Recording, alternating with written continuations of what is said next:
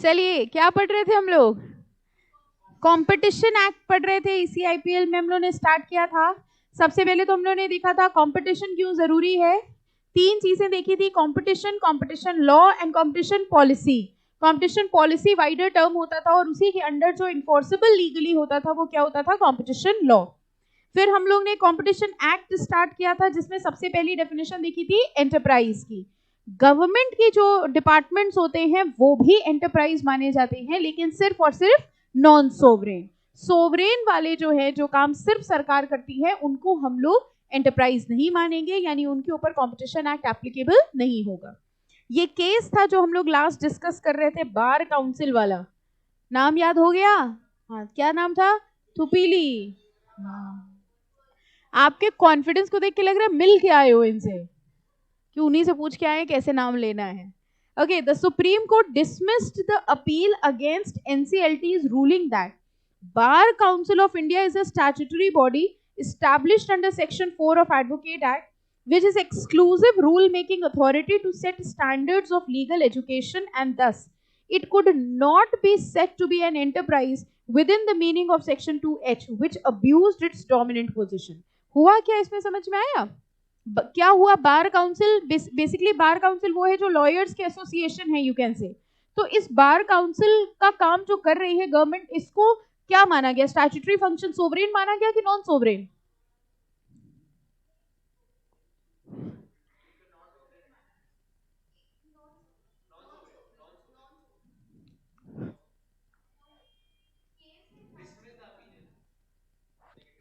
आराम से वक्त लो।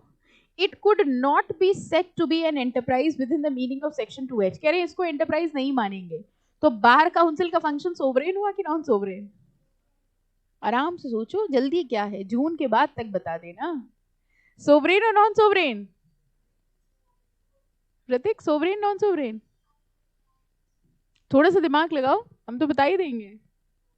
सोवरेन। तभी तो एंटरप्राइज नहीं मान रहे हैं। अगर ये नॉन सोवरेन होता तो एंटरप्राइज मान लेते।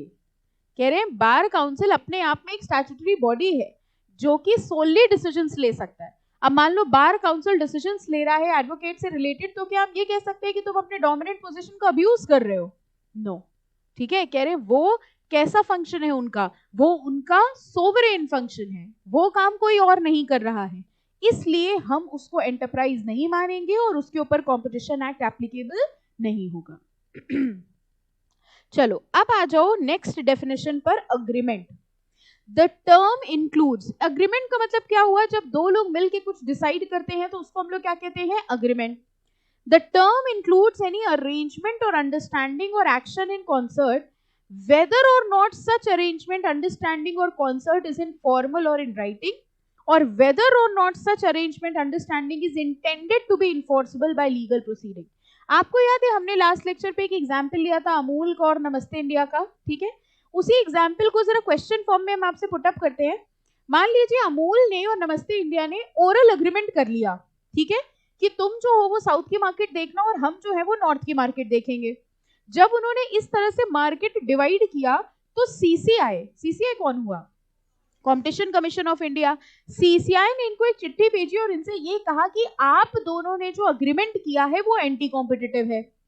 उन्होंने कहा, पार्टीज का ये कंटेंशन था कि ये अग्रीमेंट एंटी कॉम्पिटिटिव नहीं है क्योंकि हमारे बीच में कोई रिटन अग्रीमेंट हुआ ही नहीं, ठीक है? और अगर हमारे बीच में कोई अग्रीमेंट ही नहीं हुआ, रिटन फॉर्म में नहीं हुआ, लीगली इन्फोर्सेबल नहीं है, तो इसको हम एंटी कॉम्पिटिटिव अग्रीमेंट नहीं मान सकते। नाउ आप कंपनी सेक्रेटरी हैं, ठीक है, आपको बताना है, कंपनी सेक्रेटरी छोड़ो, आप जज हैं, बड़ी बड़ी चीज पे आओ, है ना? आप जज हैं और आपको ये बताना है कि इसको एंटी कॉम्पिटिटिव अग्रीमेंट मानेंगे कि नहीं मानेंगे। सीसीआई सही कह रहा है या कंपनी सही कह रही है?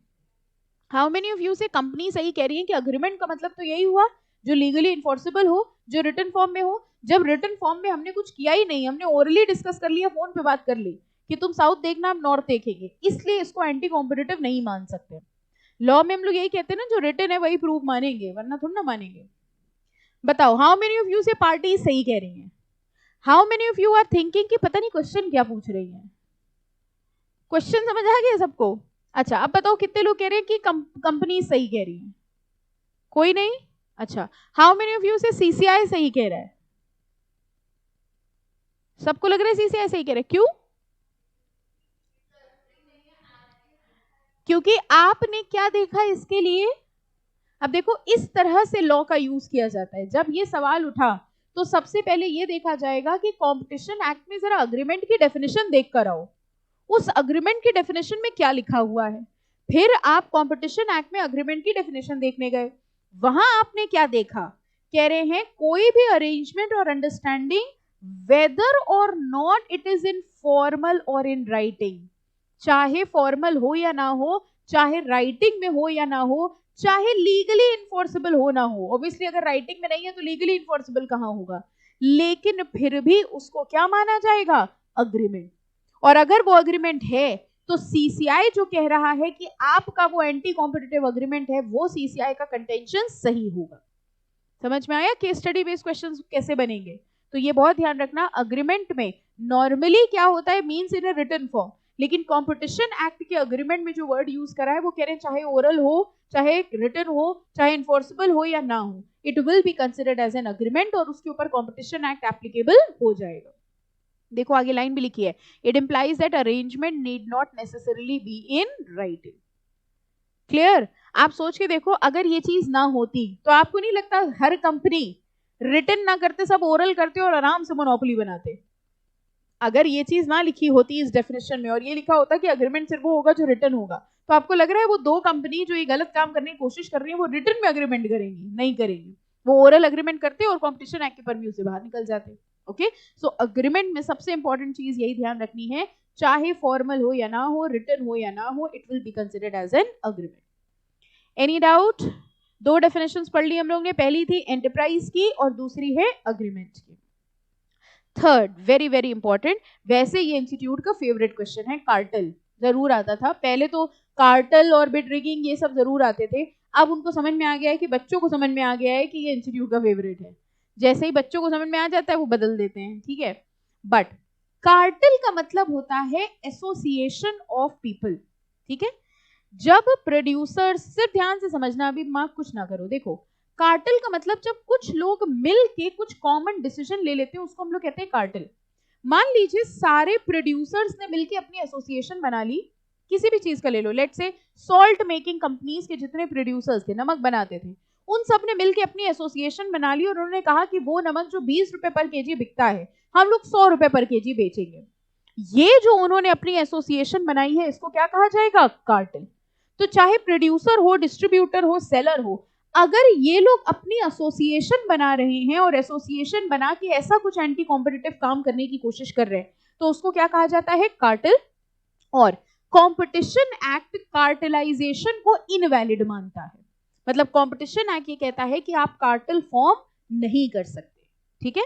देखो, cartel includes association of producer, seller, distributor, trader, service provider who by agreement among themselves, जिन्होंने आपस में अग्रीमेंट किया। बताओ ये अग्रीमेंट ओरली किया हो कि रिटन में किया हो? कैसे भी किया हो, चाहे ओरली किया हो चाहे रिटन फॉर्म में किया हो, क्या करने की कोशिश कर रहे हैं? लिमिट, कंट्रोल और attempt to control the production. अब समझो, लिमिट, कंट्रोल और अटेम्प्ट टू कंट्रोल का मतलब समझिए। मान लीजिए सॉल्ट मेकिंग कंपनीज जो थी उन्होंने कार्टेल फॉर्म किया और उन्होंने ये कहा कि हम लोग कुछ प्राइस में छेड़छाड़ नहीं करेंगे, बस 1 महीने के लिए नमक की सप्लाई बंद कर दो, बेचेंगे नहीं, कोई नहीं बेचेगा। बताओ क्या होगा?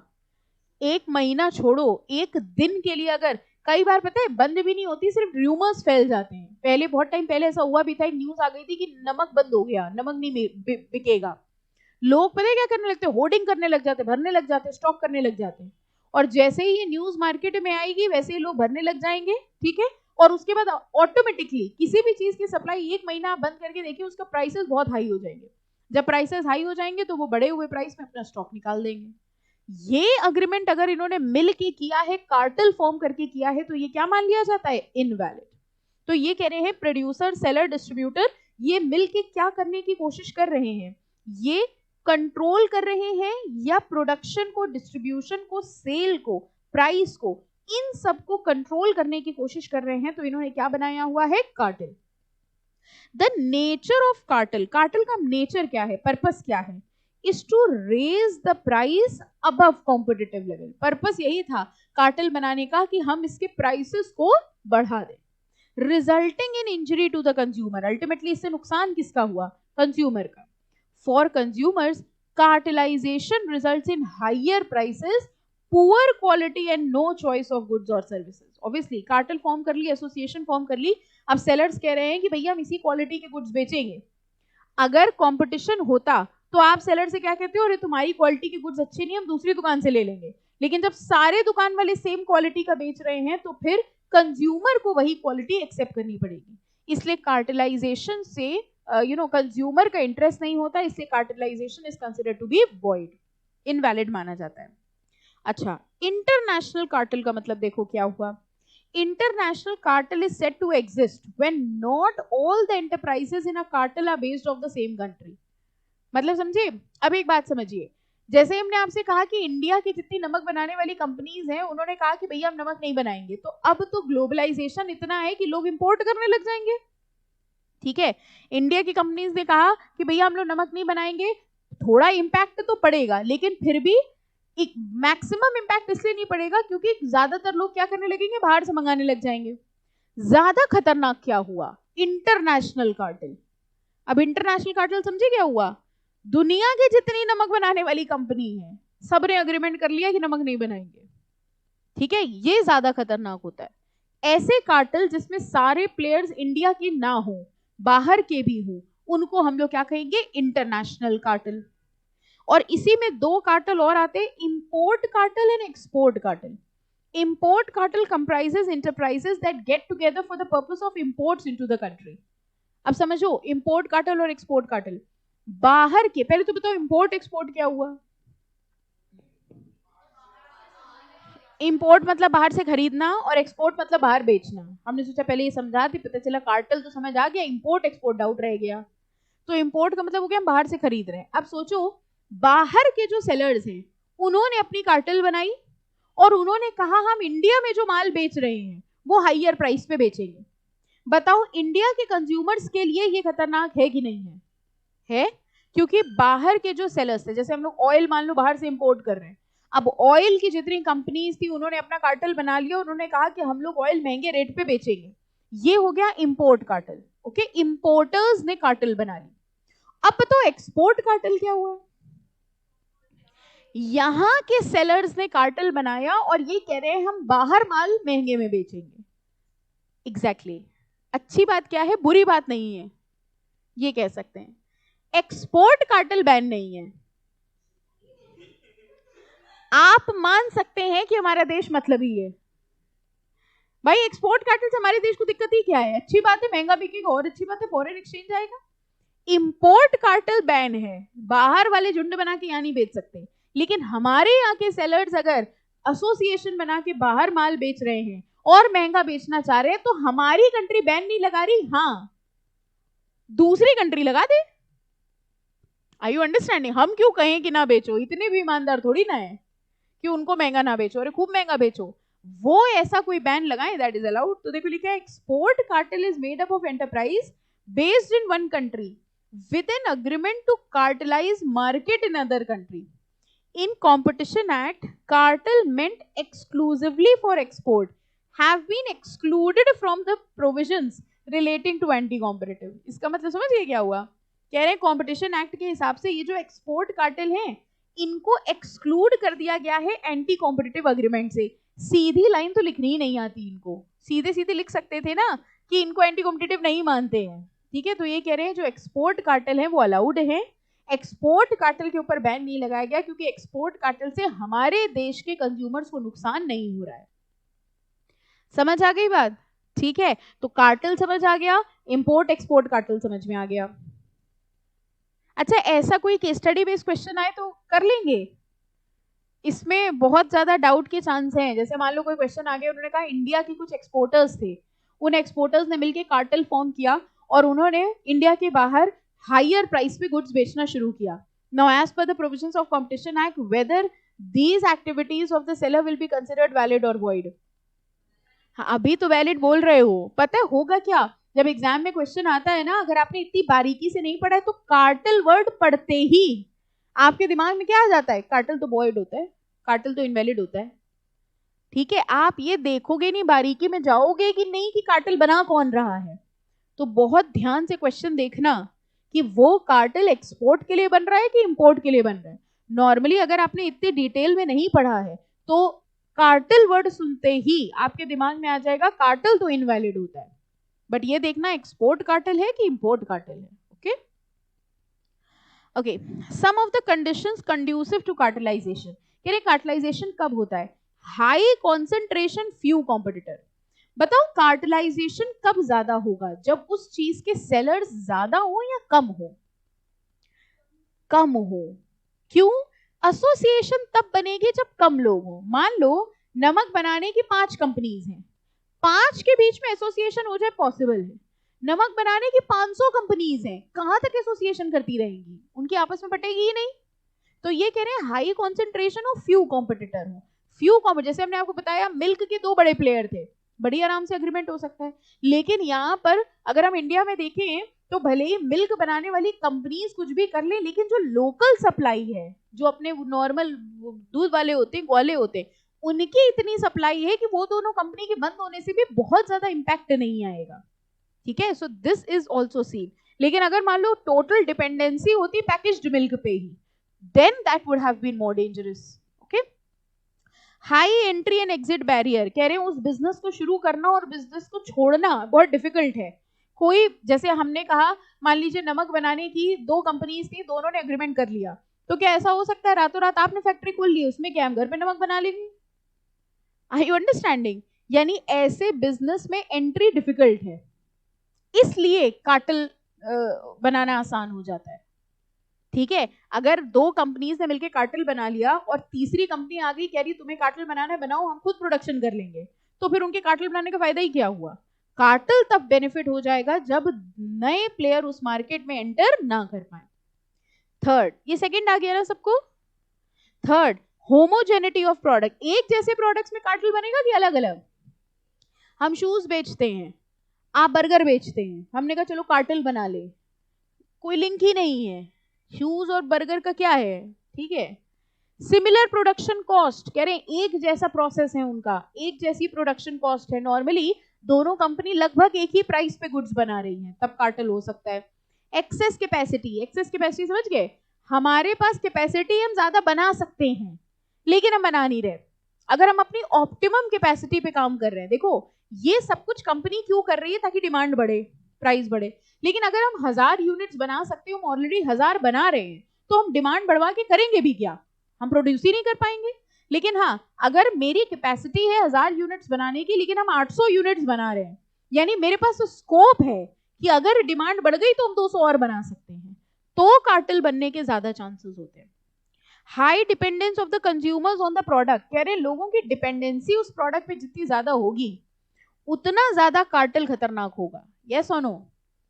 जैसे ऑयल में होता है, ठीक है, ऑयल का कार्टेलाइजेशन है, मिल्क है, सॉल्ट है, ये सब एसेंशियल प्रोडक्ट्स हैं। अब आप कह रहे हैं इक्लेयर्स बनाने वाली जो थी उन्होंने बना ली, इक्लेयर्स टॉफी वाले उन्होंने कार्टेल बना ली कि चॉकलेट वाली हम ही बनाएंगे, तो उसके बहुत सारे सब्स्टिट्यूट प्रोडक्ट्स हैं, आप टॉफी ना खा के उसकी चॉकलेट खा लोगे, है ना? तो ये कह रहे हैं कि डिपेंडेंसी होनी चाहिए। एंड हिस्ट्री ऑफ कल्यूजन, मतलब पहले भी हिस्ट्री में भी ऐसा हुआ हो कि आपने ऐसा कुछ कल्यूजन करने की कोशिश करी हो, आपने ऐसा कार्टेल बनाने की कोशिश करी हो। अगर ये फैक्टर्स हैं तो मान लिया जाएगा कि आप कार्टेल बना रहे हैं। ठीक है, तो कार्टेल पे शॉर्ट नोट भी आता है और ये कंडीशंस भी पूछी जा सकती है।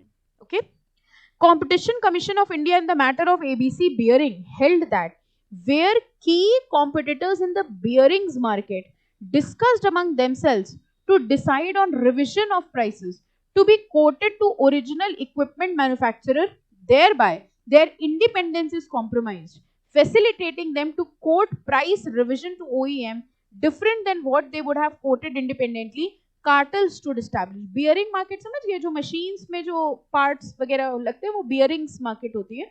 आप इसको ऐसे समझ सकते हो कि जो मशीन के जो पार्ट्स होते हैं, पार्ट्स के जो डीलर्स थे उन सब ने आपस में कार्टेल बनाई और उन्होंने कहा कि भैया हम लोग जो पार्ट्स बनाते हैं हम लोग इसको महंगे दाम पे बेचेंगे। जब सारे स्पेयर पार्ट वाले डीलर्स ने कह दिया कि हम महंगे रेट पे बेचेंगे, तो जो कंपनी थी उसके पास कोई ऑप्शन नहीं था और उसको महंगे रेट पे खरीदना पड़ा। तो क्या हम ये कह सकते हैं कि वो स्पेयर पार्ट वाले मैन्युफैक्चरर ने कार्टेल बनाया है? यस, उन्होंने कार्टेल फॉर्म किया था। तो किसी भी तरीके का अगर आप अग्रीमेंट कर रहे हो, अग्रीमेंट करके उस चीज को महंगे रेट पे बेचना चाह रहे हो, तो ये मान लिया जाएगा कि आपने क्या बनाया है? कार्टेल। Any doubt? समझ आ गई डेफिनेशन? 3 डेफिनेशन हो गई। पहली कौन सी थी? एंटरप्राइज। दूसरी, हमें लगा आप मर्चेंट बैंकर बोलेंगे, बिल्कुल एकदम अंदर से ऐसी फीलिंग है और आपने भी मर्चेंट बैंकर आ गया था यहाँ तक। कुछ लोगों को समझ नहीं आया हमने क्या बोला है, ऐसे ही नंबर याद कर रहे थे ना उसमें। Second, RTA.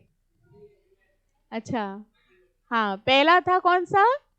एंटरप्राइज, दूसरा था अग्रीमेंट, और तीसरा था कार्टेल।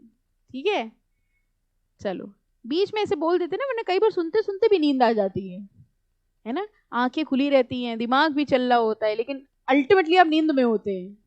जगाना जरूरी है। कंज्यूमर कौन होता है? जो गुड कंज्यूम कर रहा है, और क्या।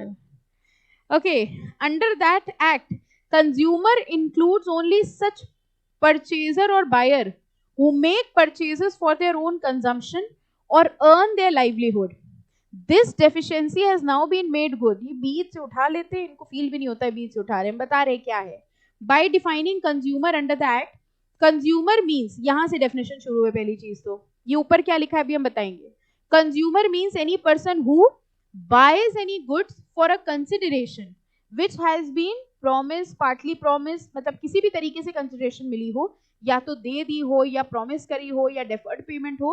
लास्ट में मार्क करना, whether such purchase of goods is for resale और फॉर एनी कमर्शियल पर्पस और फॉर पर्सनल यूज। कुल मिला के इतना मार्क करो बस फिलहाल के लिए। कंज्यूमर वो है जो गुड्स को बाय कर रहा है फॉर अ कंसिडरेशन। वो कंसिडरेशन हो सकता है उसने पार्ट में पेमेंट करी हो, पूरी एक साथ दे दी हो, इंस्टॉलमेंट में दे रहा हो, कुछ भी हो, ठीक है। And includes whether such purchase of goods is for resale or any commercial purpose। इसका मतलब एक बात बताओ, अगर हम रिटेलर हैं, ठीक है, तो हम इस एक्ट की डेफिनेशन के हिसाब से कंज्यूमर है कि नहीं है? रिटेलर कौन हुआ? जिसने मैन्युफैक्चरर से गुड्स खरीदे हैं और अब वो कंज्यूमर को बेच रहा है। तो इस एक्ट के हिसाब से रिटेलर कंज्यूमर है कि नहीं है? है। चाहे आप अपने इस्तेमाल के लिए खरीद रहे हो या आप रीसेल के लिए खरीद रहे हो, तो भी आप कंज्यूमर माने जाओगे। सेकेंड डेफिनेशन एग्जैक्टली सेम है, बस ये किसके लिए है? सर्विसेज के लिए। देखो सेम है ऊपर नीचे, बस ऊपर वाला गुड्स के लिए था और नीचे वाला सर्विस के लिए। इसमें भी वही है, चाहे आप खुद के लिए ले रहे हो या आप कमर्शियल पर्पस के लिए सर्विसेज कर रहे हो, उसको कंज्यूमर माना जाएगा। अब एक बात बहुत ध्यान से समझना, 2 एक्ट हैं। एक एक्ट है कंज्यूमर प्रोटेक्शन एक्ट और एक एक्ट है competition act. Consumer protection act में कंज्यूमर की डेफिनेशन है, वहां पर ये लिखा हुआ है कि कंज्यूमर सिर्फ वो पर्सन होता है जो अपने लिए खरीद रहा है, रीसेलर कंज्यूमर नहीं है। Are you understanding? For example, एक दुकानदार ने लेट से डेयरी मिल्क खरीदी, उसने बेचने के लिए खरीदी है। अगर डेयरी मिल्क में कोई दिक्कत निकलती है तो बताओ दुकान वाला कंप्लेन करेगा कि कंज्यूमर? कंज्यूमर, जिसने कंज्यूम किया है। रिटेलर थोड़ी बैठ के चॉकलेट खा रहा होगा। ओके, तो कंज्यूमर प्रोटेक्शन एक्ट ये कहता है कि कंज्यूमर वो है जिसने खुद के यूज के लिए गुड्स खरीदे हो, and it does not include a person who has purchase for commercial purpose. ठीक है, क्योंकि कंज्यूमर प्रोटेक्शन एक्ट बेनिफिट दे रहे हैं कंज्यूमर को, जिसने एक्चुअली गुड्स कंज्यूम करे हैं, उसके साथ कुछ गलत ना हो। लेकिन अगर आप ध्यान दें तो कॉम्पिटिशन एक्ट को इससे मतलब नहीं है कि गुड्स खराब हैं। कॉम्पिटिशन एक्ट को इससे मतलब है कि तुम अनफेयर प्राइस पे तो नहीं दे रहे हो, तुमने कार्टेल तो नहीं बनाया है। अब मैन्युफैक्चरर्स ने मान लो कार्टेल बना दिया, तो रिटेलर के लिए नहीं हार्मफुल है? आप बताइए, मैन्युफैक्चरर ने अगर हायर प्राइस पे मतलब बहुत ज्यादा प्राइस पे बेच दिया तो भी तो रिटेलर के लिए हार्मफुल है। इसलिए कंपटीशन एक्ट में वो किसको कवर कर रहे हैं? रिटेलर को भी। अगर मैन्युफैक्चरर ने कार्टेल बना लिया, ठीक है, और महंगे दामों पे बेचा, तो सबसे पहले महंगा खरीदना पड़ेगा रिटेलर को, कंज्यूमर तो बाद में लाइन पे आया। जैसे हमने आपको एग्जांपल दिया, अगर अमूल और नमस्ते ने कार्टेल बना लिया और इन्होंने कहा कि जो 25 रुपए पर लीटर का मिल्क आता है हम 50 रुपए देंगे, तो सबसे पहले उसका इंपैक्ट किसके ऊपर पड़ेगा? रिटेलर, शॉपकीपर के ऊपर। पहले तो उसे महंगा खरीदना पड़ा ना, उसके बाद वो कंज्यूमर को देगा। तो इसका इंपैक्ट कार्टेल का किसके ऊपर भी आएगा? रिटेलर के ऊपर भी। इसलिए कंज्यूमर प्रोटेक्शन एक्ट में कंज्यूमर की डेफिनेशन में सिर्फ वो पर्सन है जो गुड्स कंज्यूम कर रहा है, नॉट द रिटेलर। लेकिन कंपटीशन एक्ट में कंज्यूमर में हम लोग दोनों को इंक्लूड कर रहे हैं, चाहे आपने खुद कंज्यूम किया हो या आपने कमर्शियल पर्पस के लिए खरीदा हो। This is the difference between the two act. और ये शुरू देखो यहां से इन्होंने कर दिया था, अंडर दैट एक्ट। समझ में आया? ये लाइन पूरी थी, बीच से कॉपी पेस्ट करके उठा ली कहीं से। ओल्ड वालों में भी पूरा दिया है कि यहीं से यही दिया है, इसके ओल्ड के ओल्ड में पूरी लाइन थी।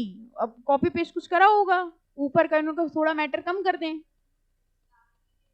हाँ exactly, under that act consumer includes only such purchaser और buyer who make purchases for their own consumption. अब ये अंडर दैट एक्ट कौन सा एक्ट हुआ? Consumer protection act. ठीक है, हाँ नीचे दिया है उन्होंने फिर। हाँ अंडर दैट एक्ट मतलब कंज्यूमर प्रोटेक्शन एक्ट की बात कर रहे हैं। तो इंस्टीट्यूट के हिसाब से आपका इंटेलिजेंस लेवल इतना होना चाहिए कि ऐसी लाइन पढ़ के भी आप समझ जाएं कौन से एक्ट की बात हो रही है। एक्ट ऐसे रग रग में बस जाए आपके, है ना, कि देख के समझ जाए। This deficiency has now been made good by defining consumer under the act. अच्छा एक और पॉइंट है इसमें, कंज्यूमर प्रोटेक्शन एक्ट में तो है ही, इसके अलावा जो एमआरटीपी एक्ट था ना, उसमें भी कंज्यूमर की यही डेफिनेशन थी। दोनों में ये डेफिशिएंसी थी। एक तो कंज्यूमर प्रोटेक्शन एक्ट में लिखा हुआ था कंज्यूमर सिर्फ वो है, जो एमआरटीपी एक्ट था इसके पहले उसमें भी ये लिखा था कि कंज्यूमर सिर्फ वो होगा जो कंज्यूम कर रहा है। तो प्रॉब्लम क्या होने लग गई कि जो रिटेलर है उनको कोई प्रोटेक्शन मिल ही नहीं रही थी, तो उन्होंने उस डेफिशिएंसी को भी ठीक किया और अब उन्होंने रिटेलर को भी इस डेफिनेशन में इंक्लूड करा दिया। तो दोनों में सेम डेफिनेशन थी पहले, एमआरटीपी में भी कंज्यूमर प्रोटेक्शन एक्ट में भी। अब एमआरटीपी तो हट ही गया, कंज्यूमर प्रोटेक्शन एक्ट में अभी भी वही डेफिनेशन है। नीचे वाले पैराग्राफ में देखो लिखा है, it may be noted that under competition act even if a person purchase goods और avails of services for commercial purpose he will be a consumer, whereas for the purpose of consumer protection act a person purchasing goods availing services for commercial purpose is not a consumer and cannot seek relief under the act। अब बताओ ये definition आ गई समझ में? इसकी definitions में भी हर definition में पॉइंट्स हैं इंपॉर्टेंट, तो बहुत ध्यान से करिएगा चैप्टर। कितने हो गए? पहली डेफिनेशन कौन सी थी? एंटरप्राइज। सोवरेन वाले लेते हैं कि नॉन सोवरेन? अच्छा ये बताओ एंटरप्राइज किसको मानते थे? एक नॉर्मल कंपनी है, रिलायंस कंपनी, ठीक है, वो किसी के साथ एंटी कॉम्पिटिटिव अग्रीमेंट कर रही है, वो एंटरप्राइज मानी जाएगी? क्यों? एंटरप्राइज में तो लिखा हुआ था गवर्नमेंट डिपार्टमेंट।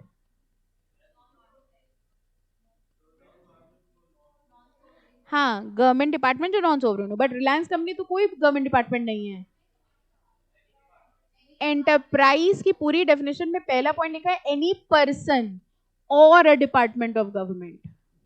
मतलब नॉर्मल जो प्राइवेट प्लेयर है वो तो एंटरप्राइज है ही, गवर्नमेंट डिपार्टमेंट में से नॉन सोवरेन वाले।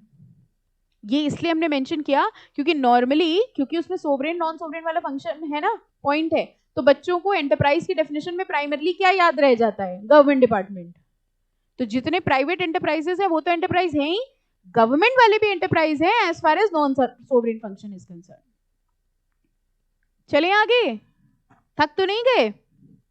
थक भी गए तो क्या, पढ़ना तो है ही, ऐसे पूछ लेते हैं आपका मन रखने के लिए। भूख तो नहीं लग रही? अभी तो आए हो 2 घंटा पहले, उसमें भूख लगाई? घर से खा पी के आते हैं कि आज बाहर इंतजाम है? हैं? अरे बसंत पंचमी इसलिए है, तुम लोग तो जाने क्या क्या सोच लेते हो। घूमने का प्लान है आज? पढ़ने का बड़ा प्लान है। अच्छा उसी को क्यों परेशान करते रहते हो तुम लोग? वैसे सिर्फ आई थिंक 10 दिन रह गए। How many days to go? 11। ठीक है, तो कल से आपका काउंटडाउन शुरू हो जाए। कुछ बच्चे सोचे किस चीज का काउंटडाउन है? आने वाली 25 तारीख को, है ना? दोपहर में कितने बजे? 2 बजे। ठीक है, ओके। वो सही मौका होगा आपके फोन को स्विच ऑफ करने का, ये डिसाइड करने का कि फोन को ऑन रखा जाए कि स्विच ऑफ रखा जाए। चलो, गुड्स, नेक्स्ट डेफिनेशन है गुड्स की। ये सिंपल है, गुड्स वो होते हैं जो सेल्स ऑफ गुड्स एक्ट में डिफाइंड है, एंड प्रोडक्ट मैन्युफैक्चर्ड प्रोसेस्ड और mind, debenture share stocks after allotment. ये क्या लिखा है आफ्टर अलॉटमेंट? हमने शेयर के लिए एप्लीकेशन दे रखी है, क्या वो अभी गुड्स हैं? नहीं, वो गुड्स कब होंगे? जब वो अलॉट हो जाएंगे। ये तो सेल्स ऑफ गुड्स एक्ट में भी लिखा हुआ है। In relation to goods supplied, goods imported into India, इनको हम गुड्स मानेंगे। अब सिंपल डेफिनेशन है। पर्सन की डेफिनेशन आपको पता है। अब देखो वहां लिखा था ना एंटरप्राइज में, एनी पर्सन। अब पर्सन में कौन कौन हो सकता है? इंडिविजुअल हो सकता है, HUF, company, firm, association, body, corporate, इन सब को, कोऑपरेटिव सोसाइटी, इन सब को हम क्या मान सकते हैं? Person. Price, price in relation to sale of goods or supply of goods includes every valuable consideration, whether direct or indirect or deferred, and includes any consideration which relates to sale of goods. Price का मतलब क्या हुआ? Goods के बदले में जो पैसा दिया जा रहा है, जो consideration है, उसको हम लोग क्या कहेंगे? Price. सर्विस रीड कर लेना, जैसे गुड्स था ना वैसी सर्विस है। ट्रेड भी रीड कर लेना, टर्नओवर भी रीड कर लेना, कुछ खास नहीं है इसमें। टर्नओवर क्या होता है? सेल्स। ठीक है, अब आ जाइए very very important first portion of competition act. हमने आपको बताया था 3 पोर्शन में डिवाइडेड है। पहला है एंटी कॉम्पिटिटिव अग्रीमेंट, सेकंड है अब्यूज ऑफ डोमिनेंट पोजीशन, और तीसरा था कॉम्बिनेशन, जिसमें से हम पहला पढ़ने वाले हैं एंटी कॉम्पिटिटिव अग्रीमेंट। नाम से क्या समझ में आ रहा है? एंटी कॉम्पिटिटिव मतलब ये कॉम्पिटिशन को बढ़ावा दे रहे हैं या कॉम्पिटिशन के अगेंस्ट हैं? अगेंस्ट हैं, और इस वजह से ये एंटी कॉम्पिटिटिव अग्रीमेंट क्या माने जाते हैं? Void. It is provided under section 3 of Competition Act that no enterprise, अब enterprise कौन हुआ? जो definition में defined है। No enterprise or association of enterprise or person shall enter into any agreement in respect of production, supply, distribution, storage, acquisition, control of goods or services which is likely to cause an appreciable adverse effect on competition। यानी आप किसी भी ऐसे agreement में enter नहीं कर सकते हैं जिससे कंपटीशन पर एडवर्स इफेक्ट हो रहा हो। एडवर्स मतलब नेगेटिव इफेक्ट हो रहा हो। 3(2) फर्दर डिक्लेयर करता है कि अगर आपने ऐसा कोई एंटी कॉम्पिटिटिव अग्रीमेंट किया तो वो क्या मान लिया जाएगा? Shall be void. Under the law whole agreement is constitute as void if it contains anti-competitive clauses having appreciable adverse effect on competition. Any doubt? ठीक है, तो कोई भी ऐसा अग्रीमेंट जो कंपटीशन पे एडवर्स इफेक्ट डाल रहा है वो एंटी कॉम्पिटिटिव होगा, और ऐसे एंटी कॉम्पिटिटिव अग्रीमेंट क्या होते हैं? वॉइड। अब देखिए उन्होंने लिखा है appreciable adverse effect on competition. पढ़िए फर्स्ट पैराग्राफ। कह रहे हैं किसको किसको माना जाएगा कि एडवर्स इफेक्ट हो रहा है, किस तरीके की चीजों को?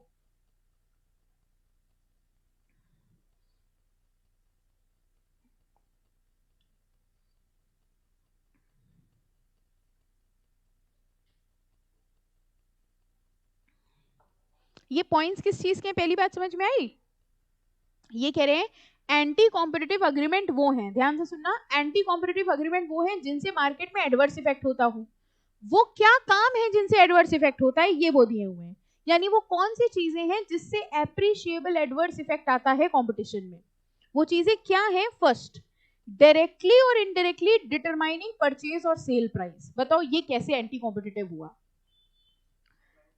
डायरेक्टली और इनडायरेक्टली डिटरमाइनिंग परचेज और सेल प्राइस मतलब सेलर्स ने मिलके क्या डिसाइड कर लिया कि हम कितने रुपए पे बेचेंगे। कॉस्ट तो उसकी 20 रुपए की थी, लेकिन सेलर ने मिलकर डिसाइड किया कि हम लोग इसको 50 रुपए पे बेचेंगे। ये जो उन्होंने डिसाइड करा है ये क्या है? ये मार्केट पे एडवर्स इफेक्ट क्रिएट कर रहा है, इसलिए ऐसा अग्रीमेंट क्या होगा? एंटी कॉम्पिटिटिव, और ये anti competitive agreement will be void. अब समझ में आया ये पॉइंट्स किस चीज के हैं, किनको किनको माना जाएगा कि वो एडवर्स इफेक्ट क्रिएट कर रहे हैं। तो हमको बताओ सेकंड वाले में क्या गलत कर दिया उन्होंने? लिमिट और control production, supply, technical development, investment और प्रोविजन ऑफ सर्विसेज। कौन सा एग्जांपल दिया था हमने आपको? सॉल्ट वाला। सॉल्ट के सेलर्स ने कहा भैया 1 महीने तक सप्लाई नहीं देंगे, अगर 1 महीने तक सप्लाई नहीं देंगे इससे मार्केट पे एडवर्स इफेक्ट होगा। और ऐसा कोई अग्रीमेंट जिससे मार्केट पे एडवर्स इफेक्ट हो रहा है वो अग्रीमेंट क्या होगा? Anti competitive. ठीक है, थर्ड में क्या हो रहा है? कौन सा एग्जाम्पल? थर्ड में बताओ क्या हो रहा है? Share the market. अमूल वाला एग्जाम्पल हुआ, मार्केट शेयर कर ली, तुम साउथ में बेचना हम नॉर्थ में बेचेंगे, ये भी मार्केट पे एडवर्स इफेक्ट क्रिएट कर रहा है। This will also be anti competitive. Share the market और source of production by way of allocation of geographical area.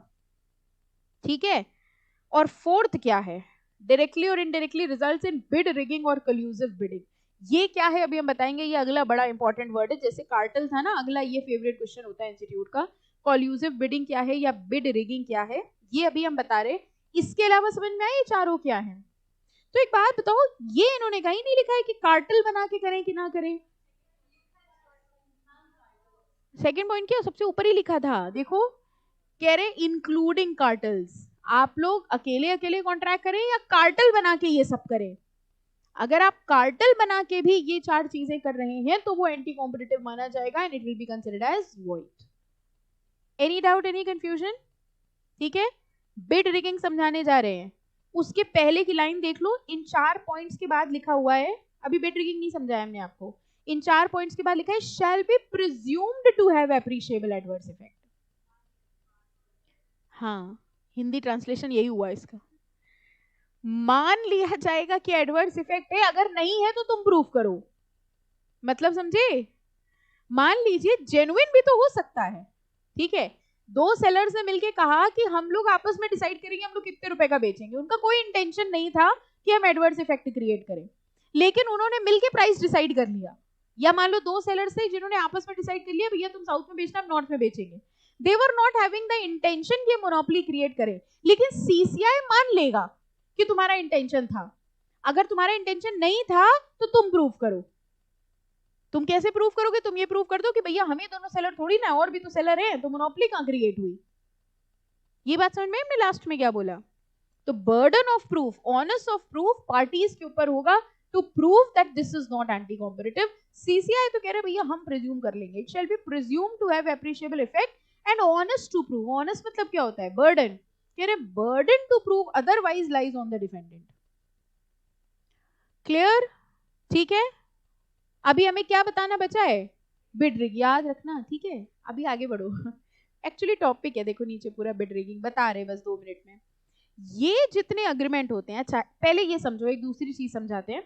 देखिए जो हमारी प्रोडक्शन साइकिल्स होती है उसमें 2 चीज होती है। जैसे मान लीजिए एक शूज का लेके चलते हैं, शूज में सबसे पहले होगा जो भी हमारा रॉ मटेरियल परचेजर होता है, ठीक है, रॉ मटेरियल परचेजर के ऊपर होगा मैन्युफैक्चरर, मैन्युफैक्चरर के ऊपर होगा होलसेलर, होलसेलर के बाद कौन होगा, लेट से रिटेलर, ऐसे और भी चेन्स होती हैं, ठीक है। इसी तरह एक दूसरी शूज कंपनी है, शूज बी, ये था शूज ए, लेट से ये है बाटा और ये कौन हो गए, लिबर्टी, पता है ना लिबर्टी के भी जूते आते हैं। अच्छा, इनकी भी यही चेन होगी, इनका भी एक रॉ मटेरियल परचेजर होगा, इनका भी कौन होगा, मैन्युफैक्चरर, इनका भी होगा होलसेलर और इनका भी होगा रिटेलर। अब ध्यान से समझना, इनके मैन्युफैक्चरर ने और इनके मैन्युफैक्चरर ने मिलके ये डिसाइड किया कि हम लोग कितने रुपए पे माल होलसेलर को बेचेंगे। बाटा के मैन्युफैक्चरर ने और लिबर्टी के मैन्युफैक्चरर ने दोनों ने मिलकर अग्रीमेंट किया कि हम लोग होलसेलर को 50 रुपए के हिसाब से बेचेंगे। पहले बताओ इनके बीच का ये अग्रीमेंट एंटी कॉम्पिटिटिव है कि नहीं है? है, वो 4 पॉइंट्स में कवर हो रहा था, ठीक है। ये जो इस तरीके के एंटी कॉम्पिटिटिव अग्रीमेंट होते हैं ना, इनको हम लोग हॉरिजॉन्टल अग्रीमेंट कहते हैं। बताओ हॉरिजॉन्टल कैसे दिख रहा है, ऐसे, हॉरिजॉन्टल कैसे दिख रहा है, ऐसे, हॉरिजॉन्टल वर्टिकल, वर्टिकल ऐसे, हॉरिजॉन्टल ऐसे, ठीक है। अग्रीमेंट हुआ है 2 रॉ मटेरियल परचेजर्स का। अब समझते जाना, 2 रॉ मटेरियल परचेजर ने मिलकर डिसाइड किया कि हम लोग मैन्युफैक्चरर को महंगे रेट पे रॉ मटेरियल देंगे। बताओ ये कैसा अग्रीमेंट हुआ, हॉरिजॉन्टल। 2 होलसेलर ने मिलके डिसाइड किया कि हम लोग रिटेलर को महंगा देंगे, ठीक है, क्या हुआ, हॉरिजॉन्टल। ये जितने एंटी कॉम्पिटिटिव अग्रीमेंट हम लोग देख रहे थे वो सब के सब कौन से कहलाए जाते हैं, हॉरिजॉन्टल, ठीक है। इनको कहा जाता है हॉरिजॉन्टल अग्रीमेंट। या 2 मैन्युफैक्चरर ने मिलकर डिसाइड कर लिया तुम नॉर्थ में बेचना हम साउथ में बेचेंगे, तो भी ये कैसा हुआ, हॉरिजॉन्टल। जब 2 एंटिटीज जो सेम प्रोडक्शन लेवल पर हैं वो अगर अग्रीमेंट करती हैं तो ऐसे अग्रीमेंट को हम लोग क्या कहते हैं, हॉरिजॉन्टल। लेकिन अगर मान लो होलसेलर ने, अब हम लोग सिर्फ यहां की बात करेंगे इतने की, ठीक है, होलसेलर ने रिटेलर से कहा कि तुम अपनी दुकान में सिर्फ बाटा के शूज बेचोगे। पहले तो इस चीज को समझो, जो नॉर्मल शॉप्स होती हैं उसके यहाँ हर तरीके का जूता होता है। अगर आप बचपन में घर वालों के साथ जाते हो, I am not talking about the showroom, Bata के शोरूम की बात नहीं कर रहे, जो नॉर्मल शूज की दुकान होती है वो देखिए उसके पास हर कंपनी का होता है, बाटा भी है, एक्शन भी है, ये भी आपने एक पहन के देखा हो, कहता नहीं अच्छा लग रहा है, दूसरी निकाल लो, तीसरा निकाल लो। लेकिन बाटा के होलसेलर ने कहा दुकान वाले से, हम तुमको बाटा का शूज तभी देंगे जब तुम अपनी दुकान में किसी और कंपनी का शूज ना रखो। ये अग्रीमेंट बताओ किसके किसके बीच में हुआ? ये हुआ है होलसेलर और रिटेलर के बीच में, यानी वर्टिकल अग्रीमेंट है। ये भी एंटी कॉम्पिटिटिव, बट इस तरीके के जो अग्रीमेंट होते हैं ये क्या होते हैं? वर्टिकल। अभी पढ़ेंगे वर्टिकल कौन कौन से होते हैं, अभी हमने आपको सिर्फ एग्जाम्पल दिया, ठीक है, फाइन। रॉ मटेरियल परचेजर और मैन्युफैक्चर, यहां पर आना नीचे, समझ आ रहा है फिगर? बहुत गंदा तो नहीं कर दिया? हाँ, हम दोबारा बनाने भी नहीं वाले थे। रॉ मटेरियल परचेजर और मैन्युफैक्चरर के बीच में हुआ। मैन्युफैक्चरर ने रॉ मटेरियल परचेजर से कहा तुम सिर्फ मेरे लिए रॉ मटेरियल बनाओगे और सिर्फ हमको बेचोगे, यानी शूज का रॉ मटेरियल तुम किसी और कंपनी को नहीं बेचोगे, ठीक है। पहले बताओ एंटी कॉम्पिटिटिव है कि नहीं है? है। हॉरिजॉन्टल है कि वर्टिकल? वर्टिकल। अब आपको समझ में आया? उसी सप्लाई चेन में ऊपर या नीचे अग्रीमेंट हो रहा है तो वो क्या होता है? वर्टिकल। और अगर सेम लेवल पे दो लोग काम कर रहे हैं, उनके बीच में हो रहा है, तो वो कौन सा होगा? हॉरिजॉन्टल। इस पे क्वेश्चन आया हुआ है हॉरिजॉन्टल, बच्चों को सब आता था, पता है इसमें ट्विस्ट क्या हुआ? बच्चों को ये आता था, ठीक है, ये हॉरिजॉन्टल, ये पता था ये क्या होते हैं। उसके बाद अभी नीचे आप देखोगे, आई शो यू, ये होते हैं वर्टिकल, ठीक है। ये याद थे बच्चों को, टाई इन अग्रीमेंट पता था, एक्सक्लूसिव सप्लाई पता, ये सब पता था। और एग्जाम में पता है क्या आ गया? हॉरिजॉन्टल क्या होता है, वर्टिकल क्या होता है। बच्चों ने आके कहा ma'am out of course question आ गया। रियलिटी बता रहे हैं, क्योंकि ये बड़ा छोटा सा वर्ड दिया है, अगर आप देखो तो यहाँ बस जरा सा दिया है, such agreements are known as horizontal. Question आ गया था हॉरिजॉन्टल और वर्टिकल के नाम से, बच्चों को पूरा आंसर रटा हुआ था, क्योंकि कॉम्पिटिशन एक्ट से बच्चे पढ़ के जाते हैं, टाई इन अरेंजमेंट और ये सब कुछ याद था, ऊपर वाले चारों पॉइंट्स याद थे, बस ये नहीं पता था कि इसके अंदर यही मैटर लिखना था। आपको समझ में आया? हम आपको बताने की कोशिश क्या कर रहे हैं, कोई भी लाइन छोड़ना नहीं, ठीक है, ओके। तो ये कौन से होते हैं? Horizontal agreement. कह रहे हैं ऐसे अग्रीमेंट्स हॉरिजॉन्टल अग्रीमेंट्स होते हैं because they are entered into between enterprises engaged in identical और सिमिलर गुड्स और सर्विसेज। वो एक ही लेवल पे, दो raw material supplier raw material ही बना रहे हैं, दो मैन्युफैक्चरर गुड्स ही बना रहे हैं। The above stated 4 category includes agreement practice decision by enterprises for price fixation, output control, market allocation and bid rigging। हमने सब समझा दिया, एक चीज बची हुई है, बिड रिगिंग। याद दिलाते हमने बताया था, ठीक है। अब समझते हैं बिड रिगिंग क्या है। बिडिंग क्या होती है पहले ये बताओ। बोली लगाना, मान लीजिए अभी हम आपसे कहते हैं ये जो मेरा पोडियम है, ठीक है, बड़ा लाखों करोड़ों का है, तो हमने कहा इसको हम बेचना चाह रहे हैं। अरे इस पे हम खड़े होके पढ़ाते थे, हमें सस्ता थोड़ी बिकेगा, तो हंसने क्या बात है इसमें? हाँ, तो हमने कहा ये जो पोडियम है इसको हम बेचेंगे और हम इसका ऑक्शन करेंगे, नीलामी करेंगे। नीलामी में बिडिंग होती है। बिडिंग करने का पर्पस ही यही होता है कि ज्यादा रेट पे चीजें बिकती हैं, ठीक है। अब बिडिंग का प्रोसेस समझो क्या होता है। हमने आपसे कहा कि इस पोडियम की बोली शुरू होती है 10 लाख रुपए से, ठीक है, इसमें भी कोई हंसने की बात नहीं थी। तो इस पोडियम की बोली शुरू होती है 10 लाख से। अब बोली लगाना शुरू करो। पिक्चरों में आई थिंक आपने देखा होगा कैसे बोली लगाई जाती है। तो इन्होंने कहा 10 लाख एक, ठीक है, नहीं 10 लाख 11 लाख, ठीक है 11 लाख। उन्होंने बोला 12 लाख। उन्होंने कहा मैम का पोडियम था 20 लाख। हम अंदर ही अंदर खुश हो रहे हैं, बना तो 500 रुपए में था। एनीवेज 20 लाख बोला, फिर किसी ने 25 लाख बोला। अच्छा, जब कंपटीशन ऐसे लड़ाई होती है तो लोगों को वो भी आ जाता है ना, गुस्सा भी आ जाता है। अच्छा तुमने 20 लाख बोला, लो 30 लाख। फिर एक बंदा कार से उतर के आया, उसने कहा 50 लाख, है ना। ये हो क्या रहा है आप देखो तो, आपके कंपटीशन के चक्कर में प्राइसेस इंक्रीज होता जा रहा है। अल्टीमेटली किसी ने बोला 50 लाख, 50 लाख के आगे किसी ने बोली नहीं लगाई, फिर हुआ 50 लाख एक, 50 लाख दो, 50 लाख तीन। ये क्या हुआ समझ गए? हैमर, ठीक है। और 50 लाख में बिक गया मेरा वो पोडियम जो शायद कितने रुपए का था, वो 50 लाख का बिक गया बिकॉज ऑफ कॉम्पिटिशन। अब समझो क्या हुआ। अगली बार हमने आपसे कहा अब ये लैपटॉप बेचेंगे हम। आपने कहा समझ गए मैम क्या करती हैं, ठीक है, ये एक एक करके बढ़ा बढ़ा के चीजें बेच रही हैं। तो आप लोगों ने आपस में अग्रीमेंट कर लिया और आपने कहा कि हम लोग एक दूसरे के खिलाफ बिडिंग ही नहीं करेंगे, ठीक है।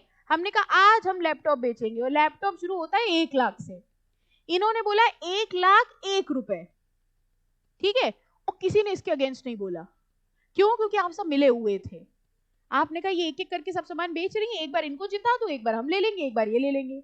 जब इन्होंने बोला 1,01,01 किसी ने इसके अगेंस्ट बोली नहीं लगाई। अल्टीमेटली 1,01,01 1, 2 और 3, यानी मेरा वो पोडियम, मतलब मेरा वो लैपटॉप जो बहुत महंगा बिकता, आपके अग्रीमेंट की वजह से सिर्फ 1 रुपए महंगा बिका। ये क्या हुआ? आपको समझ में आया? ये बिड रिगिंग हो गई। यानी आप लोगों ने मिल के कंपटीशन खत्म कर दिया। ठीक है, बिड रिगिंग या कॉल्यूसिव बिडिंग, मिलजुल के अगर बिडिंग कर रहे हैं, जिसमें प्रोसेस क्या होता है? प्रोसेस ये होता है कि आप लोग कोशिश करते हैं, जितने भी प्लेयर्स हैं वो सब मिल लेते हैं और वो पहले ही डिसाइड कर लेते हैं कि बिड विनर कौन होगा। ये समझ आया?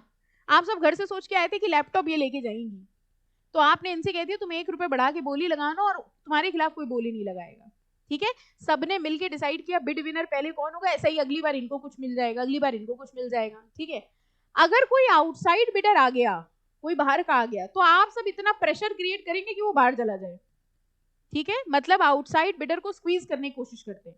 क्यों? क्योंकि अब आप स्ट्रॉन्ग पोजीशन पर हो गए, हम लोग बिडिंग करेंगे ही नहीं एक दूसरे के खिलाफ। तो बिडिंग का पर्पस था कंपटीशन, लेकिन अगर आपने अग्रीमेंट करके कंपटीशन नहीं किया तो ये एंटी कॉम्पिटिटिव है, और अगर ये एंटी कॉम्पिटिटिव है so it will be considered as void. इसलिए बिड रिगिंग वॉइड मानी जाती है। आ गई कहानी समझ में? ठीक है, यही पूरा नीचे लिखा हुआ है। हाँ, यही पूरा नीचे लिखा हुआ है। तो अब एक काम करिएगा, ये रीड कर लेना बिड रिगिंग क्या है। ये मत पढ़ना अभी, ये जो ब्लॉक है ना, वैसे भी आप पूरा ही कौन सा पढ़ने वाले थे, लेकिन अपने सुकून के लिए हम बोलने दो, हमें अच्छा लगता है।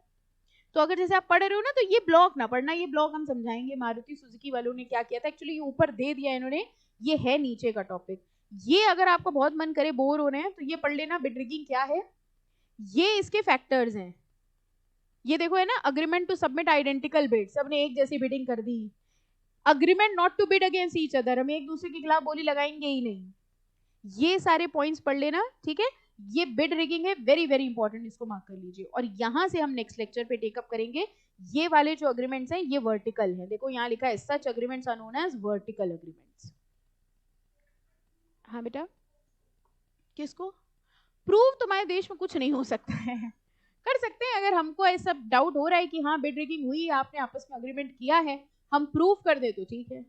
ओके हाँ एग्जैक्टली वैसे नॉर्मली पता है एविडेंट हो जाता है, अगर किसी ने बोली लगाई और 1 रुपए पे खत्म हो गई तो फिर समझ ही आ रहा है कि वो बिड रिगिंग है। ठीक है, चलो इसके आगे will take in the next lecture. जो बच्चे ऑनलाइन घर बैठे सुविधाएं उठा रहे हैं उनसे गुजारिश है कि कृपया करके बाहर निकले, मौसम सही हो गया है, आपके अनुकूल हो गया है, थोड़ी ठंड थोड़ी गर्मी इक्वल है ना, मौसम निकलने लायक है, तो आप बाहर आ सकते हैं, क्लास पढ़ सकते हैं, हमको साक्षात देख सकते हैं। हमारे साक्षात दर्शन करने के लिए आपको क्लास आना पड़ेगा। चलिए हाँ बेटा, ये चैप्टर चल रहा है ना, दे देंगे, हमें याद है, वो वाला चार्ट है वो करा देंगे उसको।